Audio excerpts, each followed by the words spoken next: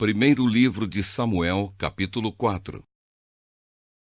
Os filisteus tomam a Arca da Aliança. Naqueles dias o povo de Israel foi lutar contra os filisteus. Os israelitas acamparam em Ebenezer e os filisteus em Afecá. Os filisteus se aprontaram e entraram na luta. Eles venceram os israelitas, matando no campo de batalha mais ou menos 4.000 soldados. Quando aqueles que tinham escapado voltaram ao acampamento, os líderes do povo de Israel disseram: "Por que é que o Senhor Deus deixou que os filisteus nos vencessem hoje? Vamos trazer de Siló para cá a Arca da Aliança, para que assim o Senhor esteja no meio de nós e nos salve dos nossos inimigos." Então mandaram mensageiros a Siló para trazerem a Arca da Aliança do Senhor Todo-Poderoso, que se assenta no seu trono entre os querubins. E Ofne e Finéias, os dois filhos de Eli, vieram junto com a arca. Quando a arca chegou, os israelitas gritaram tão alto que a terra tremeu. Os filisteus ouviram os gritos e disseram: "Escutem esses gritos no acampamento dos hebreus. O que será que aconteceu?" Quando souberam que a Arca da Aliança do Senhor havia chegado ao acampamento hebreu, os filisteus ficaram com medo e disseram: "Um Deus chegou ao acampamento dos israelitas. Ai de nós! Nunca aconteceu uma coisa assim. Ai de nós! Quem poderá nos salvar destes poderosos deuses? São os deuses que atacaram os egípcios com todo tipo de pragas no deserto. Sejam corajosos, filisteus. Lutem como homens, ou seremos escravos dos hebreus, como eles já foram nossos escravos. Lutem como homens!" Assim os filisteus lutaram. Os israelitas foram vencidos e fugiram correndo para suas casas. E houve uma grande matança. 30.000 israelitas foram mortos. Então os filisteus tomaram a arca de Deus e Ofne e Finéias, os filhos de Eli, foram mortos. A morte de Eli.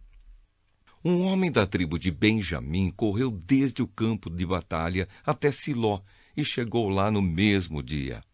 Para mostrar a sua tristeza, ele havia rasgado as suas roupas e posto terra na cabeça.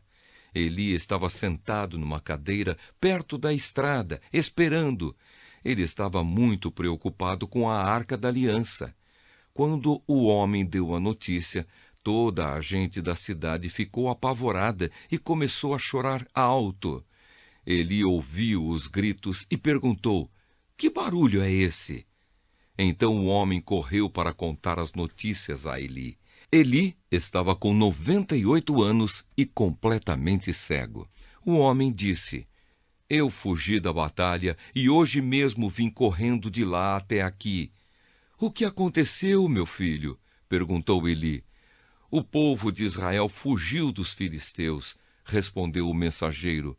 "Foi uma terrível derrota para nós. Além de tudo, os seus filhos, Ofne e Finéias, foram mortos, e os filisteus tomaram a Arca da Aliança." Quando ouviu falar na arca, ele caiu da cadeira para trás, perto do portão da cidade. Ele estava muito velho e gordo, por isso, quando caiu, quebrou o pescoço e morreu. Eli foi o líder do povo de Israel 40 anos. A morte da mulher de Finéias.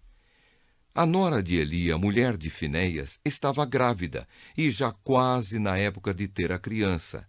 Quando ela soube que a Arca de Deus havia sido tomada e que o seu sogro e o seu marido tinham morrido, começou a ter as dores de parto e deu à luz. Ela estava morrendo, mas as mulheres que a ajudavam disseram: "Tenha coragem, você ganhou um filho." Ela não se interessou e não respondeu, mas deu ao menino o nome de Icabô, explicando: "A glória saiu de Israel." Disse isso falando da tomada da Arca de Deus e da morte do seu sogro e do seu marido. Ela disse: "A glória saiu de Israel, pois a Arca de Deus foi tomada pelos nossos inimigos."